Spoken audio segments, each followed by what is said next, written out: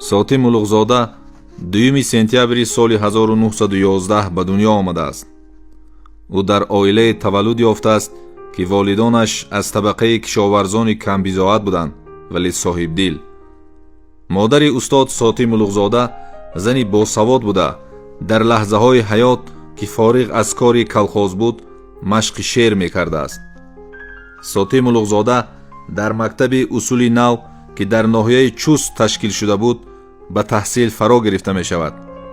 соли 1925 ба сафи донишҷӯёни мактаби олии омӯзгории тоҷикӣ дар шаҳри Тошканд пазируфта шуда, соли 1932 онро бо муваффақият хатм мекунад ва як сол дар ҳамон муассисаи таълимӣ ба касби муаллимӣ машғул мешавад. давоми 4 соли таҳсил ва 1 соли фаъолияти муаллимӣ дар ташаккули шахсият ба ҳисси худшиносии Сотим Улуғзода мусоидат менамояд. дар ҳамон давраҳо Сотим Улуғзода ба эҷодиёти Рӯдакиву Фирдавсӣ ва дигар шоҳсутунҳои адабиёти ҳазорсолаи тоҷик шинос шуда, бо Садриддин Айнӣ, Абулқосим Лоҳутӣ, Нисор Муҳаммад ва Абдуррауфи Фитрат бар ин шахсиятҳои фарҳангии тоҷик вом мехӯрад ва аз забони адиби рус Михаил Степанович Андреев пандеро ба маънои халқи худро шинос ба гӯш мегирад. насли замони мо устод Сотим Улуғзодаро ҳамчун як нависандаи забардаст, ҳамчун як нависандаи хушкалом ва ҳамчун як нависандаи бисёр тавоно мешинод.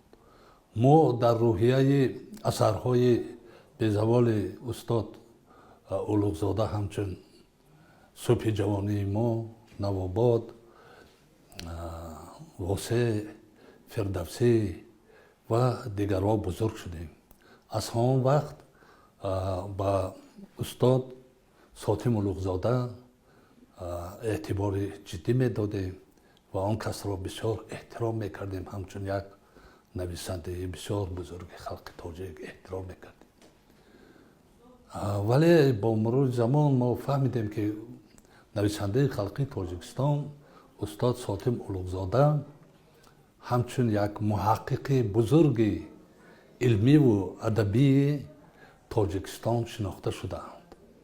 он кас қисми зиёди умри худро ба таҳқиқи осори Абу Абдулло Рӯдакӣ, Абу Али ибни Сино, Абулқосими Фирдавсӣ, Носири Хисрав, Садриддин Айнӣ, Аҳмад Махтуми Дониш ва дигарон ва дигар бузургони миллати мо бахшидаанд. дар адабиёти муосири мо баъд аз устод Айнӣ мақоми нависандаи забардасти мо устод Сотим Улуғзода хеле баланд аст. яъне устод Улуғзода донишманд буданд, пеш аз он ки нависанда бошанд донишманд буданд ва таърихи халқи моро хуб медонистанд ва зарра зарра ҳамон донишҳое ки доштанд дар асарҳояшон дарҷ карданд. устод Улуғзода барои тарбияи насли навреси мо, умуман мардуми мо дар рӯҳияи хештаншиносӣ, дар рӯҳияи миҳандӯстӣ ва шинохти бузургони миллати мо хизмати арзанда карданд. агар мо ба асарҳое ки устод Улуғзода навиштанду пешкиши хонандагон карданд нигоҳ кунем, беҳтарин асарҳои устод Улуғзода дар мавзӯи таърих навишта шудааст. яъне қаҳрамониҳои мардуми моро барои озодӣ, барои истиқлолият дар давраҳои гуногун дарҷ карда. қиссаи ривояти Суғдӣ ки дар адабиёти мо бисёр мақоми хоса дорад ва хонандагони зиёде онро хонданду дӯст медоранд, оғоз карда масалан рамани Восе, рамани Фирдавсӣ, баъд ҳамон филмномаҳое ки навистанд, Ҷавонии Ибни Сино, Қисмати шоир ва песаҳое ки навистанд масалан дар бораи Теймур Малику дигару дигарҳо, мо мебинем ки устод Улуғзода чӣ гуна заргарона, чӣ гуна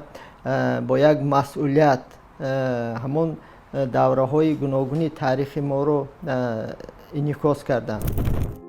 сотим улуғзода соли 1930 ба пойтахти тоҷикистон омада дар идораи рӯзномаҳои ҷавонони тоҷикистон ҷумҳурият ва маҷаллаи садои шарқ фаъолият менамояд. солҳои 1934-1937 вазифаи котиби масъули раёсати иттифоқи нависандагони тоҷикистонро ба уҳда дошт. фаъолияти сотим улуғзода водор менамуд ки ба шаҳру ноҳия ва деҳот сафар карда зиндагии мардумро боз ҳам беҳтар омӯзад. дар айни замон дар ниҳоди ӯ шавқу рағбати таҳқиқи таърихи адабиёти тоҷик то рафт меафзуд. ин аст ки соли 1940 ба аспирантураи институти адабиёти ҷаҳонии Москва дохил гардида ҷиддан ба фаъолияти илмӣ мепардозад. соли 1941 сотим улуғзода ба сафи қувваҳои мусаллаҳ ҷалб мешавад ва то соли 1944 дар рӯзномае ки ба фронти ғарбӣ тааллуқ дошт фаъолият менамояд. адиб соли 1944 аз сафи артиш ба ақибгоҳ даъват мешавад ва то соли 1946 вазифаи раиси иттифоқи нависандагони тоҷикистонро ба зиммаи ӯ мегузоранд. устод сотим улуғзода нависандаи бузург, драматурги бузург, тарҷумони бузург ва миллатдӯсти бузург. бинобар ин сотим улуғзода ва асарҳое ки ҳанӯз аз рамани навободашон дар давраҳои сохтмони колхозӣ онҳо навишта шуда буд, инъикоси раванди эҷоди як зиндагии тоза ва ба форматсияи нави иҷтимоию иқтисодӣ гузаштани халқи тоҷикро нишон медод. лекин устод сотим улуғзода баъдтар таваҷҷӯҳашонро ба асарҳои таърихӣ бисёртар атф намуданд, барои он ки устод сотим улуғзода дониши бузурги хеле васеъи таърихӣ доштанд. номре агар мо масалан баъд аз устод садриддин айнӣ шахсияти дар масъалаҳои таърих хеле тавоно ва воситаҳои бадиӣ тасвир кардани масъалаҳои таърихи бузургони халқи тоҷикро дар назар гирем, сотим улуғзода баъд аз устод айнӣ шахсияти бузурги мо ҳастанд. сотим улуғзода дар инкишофи адабиёти асри биз чеҳрае мебошанд ки ҳам тариқи асарҳои тарҷумавӣ, ҳам тариқи асарҳои драмавӣ ва ҳам тариқи асарҳои адабиётшиносиашон маълуму машҳур гардида ҳастанд. воқеан устод улуғзода баъд аз оне ки дар дорулмуаллимини тоҷикӣ шаҳри Тошканд шомил мешаванд ва шиносоишон бори аввал бо устод лоҳутӣ сурат мегирад, аз ана ҳамон суҳбатҳои устод лоҳутӣ шурӯъ карда сотим улуғзода рӯ меоварад ба тарғибу ташвиқи фарҳанги миллӣ, суннатҳои миллӣ, арзишҳои миллӣ ва инчунин дар мавриди тарғибу ташвиқи шиносондани чеҳраҳои фарҳангии миллати тоҷик. баъд аз оне ки ҳамон маҷлиси иттифоқи нависандагон шурӯъ мегардад, бори аввал дар анамуҷа дар мавриди тарғиб рӯ овардан ба чеҳраҳои адабӣ шурӯъ мешавад. улуғзода аз ана ҳамин давра сар карда ба тарғибу ташвиқи шахсиятҳои фарҳангӣ рӯ меоварад ва дар аз ана ҳамин давра шурӯъ карда имрӯзҳо бубинем ки романи восӣ, ривояти суғдӣ, романи фирдавсӣ ва даҳо асарҳои дигари устод улуғзодаро номбар кардан мумкин аст ки ба шахсиятҳои чеҳраҳои халқи тоҷик бахшида шудагӣ ҳастанд. сотим улуғзода повести сом ва дики Алексеев Михаил Александровичро аз забони русӣ ба забони тоҷикӣ баргардонид ва ин тарҷума бо кӯшиш ва дастгирии устод Садриддин Айнӣ ба нашр расид. адиб ин соҳаро бо муваффақият идома дод ва чун сермаҳсултарин тарҷумон дар адабиёти садаи асри 20 тоҷик эътибор пайдо кард. тарҷумаҳои сотим улуғзода аз ҷумла асарҳои ғурмагас, ҳаёт даъват мекунад, одами милтиқдор, гунаҳгорони бегуноҳ, модар, Дон Кихот, قله فودزیاما حالا هم از بهترین ترجمه ها در ادبیات تاجیک می باشند. استاد اولوغزاده خدمتی ارزندشان هم در ادبیات ما همین است که تاریخ خلق زنده کردن. همون صحیفه های ناروشن، همون صحیفه هایی که برای ما روشن نبود، یعنی ما کم آگاهی داشتیم، همون پیشکشی خوانندگان نمودن. و حتی استاد اولوغزاده برای اون که مردم ما خصوصا نسل نورس جوان طلبه های مکتب از تاریخ گذشتگان ما واقف باشند، شاهنامه بزرگ ابوالقاسم فردوسی رو به نثر گردانده پیشکشی خوانندگان کرده. استاد اولوغزاده در ترجمه آثار بزرگان ادبیات غرب نیز خیلی کوشش کرده بودند. از اثرهای نثری گذشتگان غرب را و زمان اورمگس را آورد و اثرهای دیگر را.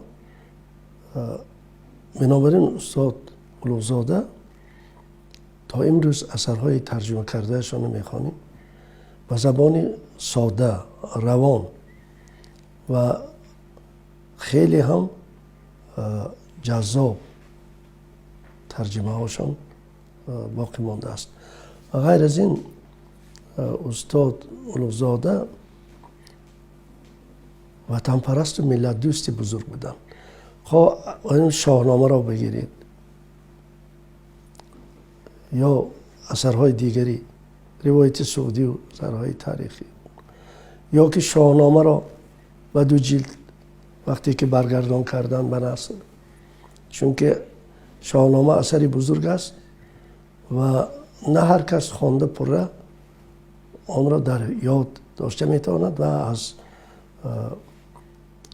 داستان ها و قصه های آن بهره‌مند شده میتواند. لیکن برای آسان شدن فهمش و در بر گرفتن مضمون اساسی شاهنامه، همین اثر 2 جلده نثری استاد اولوغزاده خیلی نقش بزرگ بازید، چون که بسیاری ها از اون ما هم همسنای ما از ما اثر خیلی استفاده میکردیم. استاد ساتم اولوغزاده هنوز از سالهای 30 به تحقیق آثار نمایندگان شناخته ادبیات 3000 ساله تاجیک توجه ظاهر نمود. او چون عضو وابسته اکادمی علم‌های تاجیکستان اثر و مقاله های زیاد تالیف نموده در انکشاف ادبیات شناسی تاجیک سهم مناسب گذاشته است. یک قطار مقاله های عالم از جمله سال 1933 لاهوتی ما، سال 1934 انجمن یکم نویسندگان شورای تاجیکستان، سال 1935 صدرالدین عینی، سال 1947 برای اثرهای صحنوی عالی صفت، سال 1954 درباره بعض مسئله تنقید ادبی و ادبیات شناسی در جمهوری به ادبیات شناسی دور نوی تاجیک بخشیده شدند.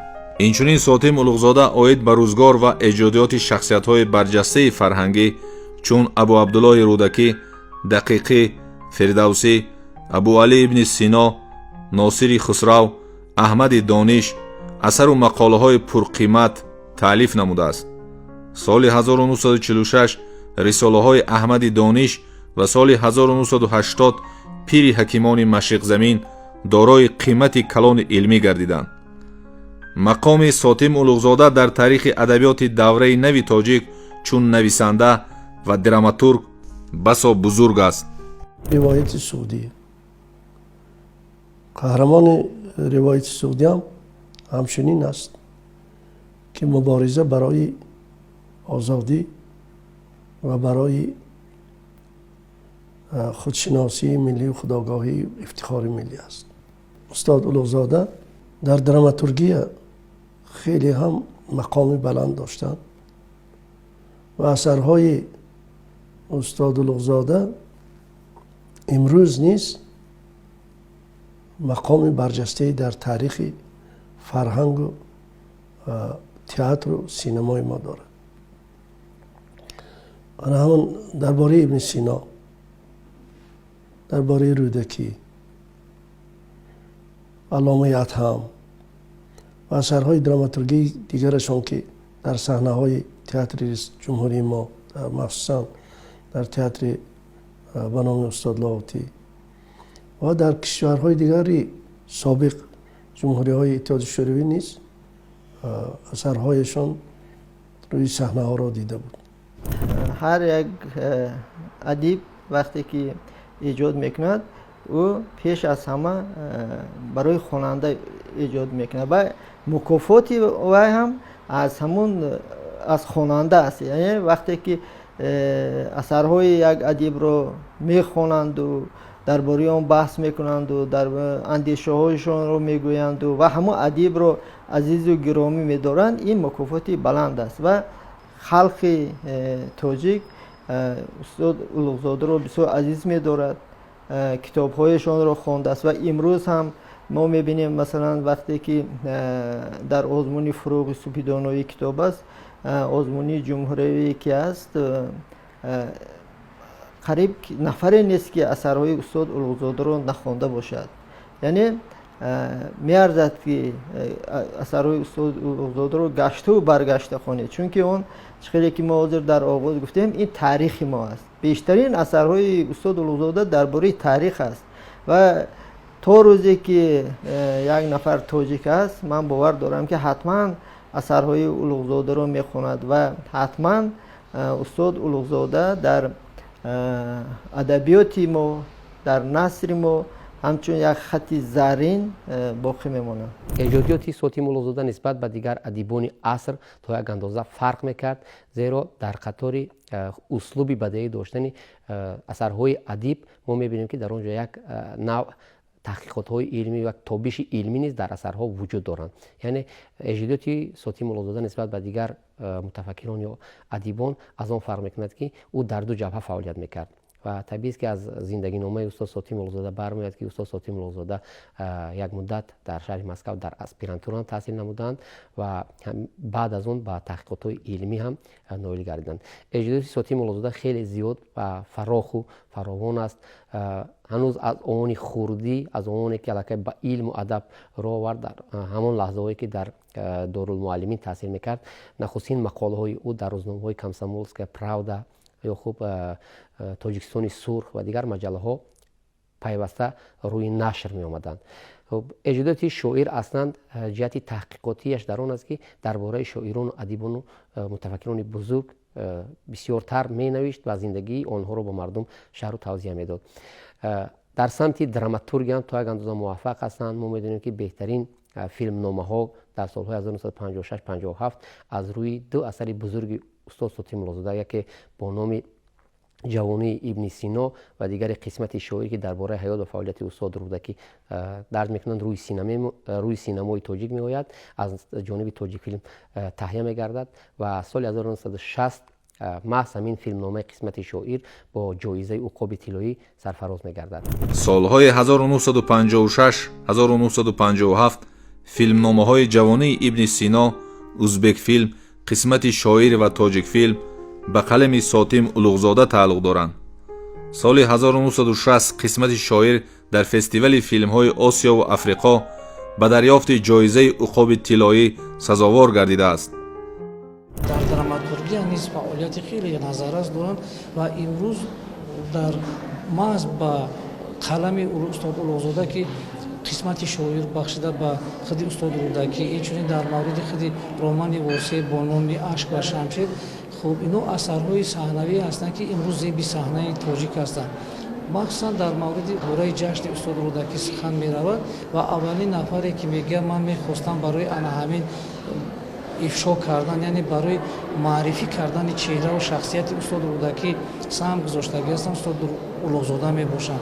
و در مورد آن همین درامای استاد اولوغزاده یکی از شخصیت های فرهنگی گلپاچای الفت میگوید که این بهترین اثر صحنوی هست که تا کنون من مثلا در صحنه و شخصیتی با همین درجه تصویر کردن شخصیت ابراز رودکی بار اول شدم و همین بود که سال 1950 در انعام فستیوال آزمون شهر قاهره سزاوار جایزه عقاب طلایی گردید عموما دیگر از مسائلی که در اثرهای استاد اولوغزاده خیلی خوب به نظر میرسد ارزش‌های ملی هستند، محیط خانواده هستند، پوست داشتن سنت‌های ملی هستند که در خصوصا در رمان واسی، در رمان فردوسی، در پویست روایتی سعودی آن همین مسئله ارج گذاشتن به ارزش‌های ملی، ارج گذاشتن به سنت‌های ملی، ارج گذاشتن به خود فرهنگ خانوادگی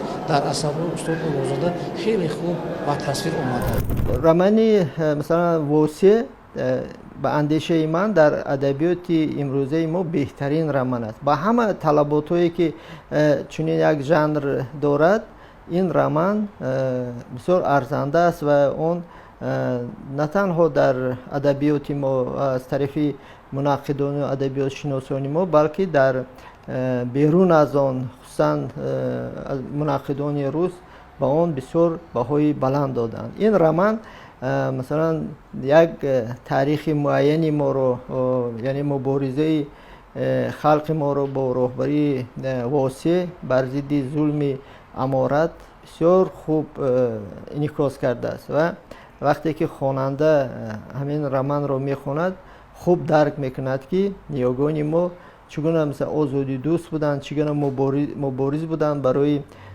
مثلا طلب کردن حق خود، برای برداشتن دست ظلم از سر خود کارنمایی کردند. مکتب ادبی استاد ساتم اولوغزاده و همین خیلی تصور میکنم که استاد ساتم اولوغزاده خودشان یک مکتبی بزرگ خودشناسی ملی هستند و از اینجا قدر شناسی که از طرف سرور دولت این کاملا موافق منطق و بهای بلند به خدمت های استاد ساتم اولوغزاده. مثلا دانشکده امروز دانشگاه بین المللی زبان ها که است خیلی اعتبار بلند دارد، به نام استاد اولوغزاده است.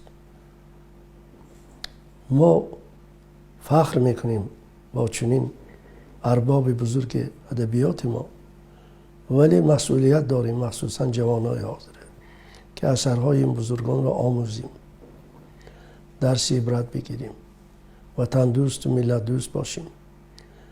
برای درک واقعه های تاریخ از اثرهای بزرگان خود ما آموزیم و بیشتر برای ملت و دولت ما خدمت کنیم. چه در سمت بدیهی و چه در سمت علمی ما میدونیم که یک مدت استاد ساتم اولوغزاده به حیث رئیس اتفاق نویسندگان تاجیکستان فعالیت میکرد و در این مدت استاد ساتم اولوغزاده اثرهای زیادی بدیهی علمی مثلا در اثرهای صبح جوانی ما، نواباد و مانند اینها اثرهای بدیهی بسیار زیاد آفریده است. اما از همه چیزی که شخصیت ساتم اولوغزاده رو در ساحه ادبیات معاصر تاجیک معروف و محبوب گردانیده است، این محبوبیت داشتن در سمت شناخت چهره ها، شناخت ادبیات و فرهنگ مردم تاجیک می باشد. زیرا ما میدونیم که رمان فردوسی استاد ساتم اولوغزاده درباره احمد دانش، صدرالدین عینی و مانند اینها اثرهای علمی و بدیعی تالیف نموده است. محض همین رمان فردوسی ساتم اولوغزاده درباره هویت ملی، خودشناسی ملی تاثیر بی‌نهایت زیاد دارد که تا امروز از جانب عامه وسیع خوانندگان درخواست و طلب پیدا نمودن این کتاب، این اثر بی‌زوال استاد ساتم اولوغزاده خیلی به نظر می رسد.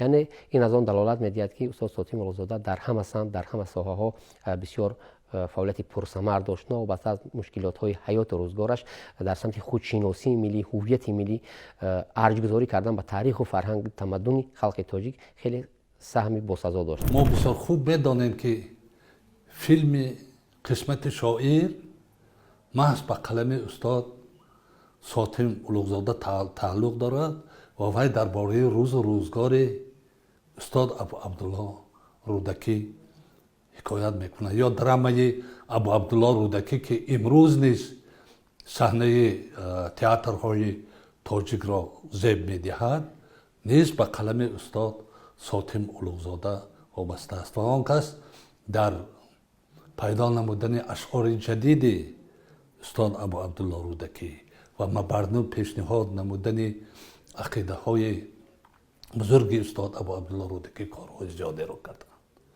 یا که درباره اگر مناسبت استاد رو با ابوالقاسم فردوسی گیریم، شما ببینید در ادبیات ما رمن فردوسی یکی از اثرهای بی‌نظیر محسوب می شود که استاد توانستند از روی داستان شاهنامه ابوالقاسم فردوسی این اثر را بنیاد کنند و آن محبوب هر خاندان مردم تاجیک است. اون کسی که با این رمن استاد شناسایی داشته باشد همیشه احسان میخواند به استاد که اینقدر شاهنامه را بسیار خوب معنی داد کرده اند، فهماندند که این چگونه اثری بزرگ است. و درباره استاد ابو علی ابن سینا نیز ساتم اولوغزاده البته تحقیقات های خیلی زیاده را برده اند برای معرفی نمودن ابو علی ابن سینا همچون شاعر، همچون نویسنده، همچون حکیم، همچون فیلسوف بزرگ زمان خود و در پیشنهاد نمودن آثار بخشیده به طب ابو علی ابن سینا نیز استاد ساتم اولوغزاده تحقیق‌های زیادی را برده اند. یا که ما اگر گیریم استاد ساتم اولوغزاده درباره استاد صدرالدین عینی چقدر زیبا، چقدر ادیبانه موادهای را پیشنهاد کردن از روزگار استاد صدرالدین عینی و این همه از آن درک می‌دهد که عموما دایره اندیشه استاد ساتم اولوغزاده خیلی وسیع، خیلی ژرف و خیلی بزرگ بوده است و نسل امروزه ما باید روی آورد به همین آثار ناتکرار استاد ساتم اولوغزاده نویسنده خلقی تاجیکستان. ساتم اولوغزاده در نثر بدیعی هم استاد زبردستی بوده. فعالیت نویسندگیش سال 1947 از انشای قصه یاران با همت آغاز یافته است.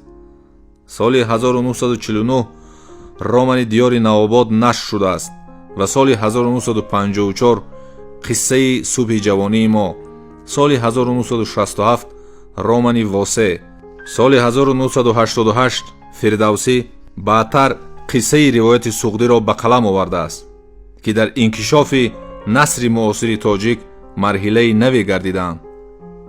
با قرار حکومت جمهوری تاجیکستان از 29 اپریل سال 2009 به دانشگاه دولتی زبانهای تاجیکستان نام ساتم اولوغزاده گذاشته شده است. این درک از آن می‌دهد که استاد ساتم اولوغزاده در برابر نویسنده بودنش داننده خوبی زبانهای خارجی نیز بوده است. ادیب نویسنده ساتم اولوغزاده دوستدار اصیل و پاسدار ایجادیات دیگر ادیبان بود. او با مضمون بلند ایجادی و شاهکاری‌های خویش با مکافات و جایزه‌های دولتی 2 اردن نشان فخری، اردن ستاره پرزیدنت تاجیکستان درجه 1، افتخارنامه‌ها و ارباب شایسته صنعت تاجیکستان سرفراز و قدردانی شده است.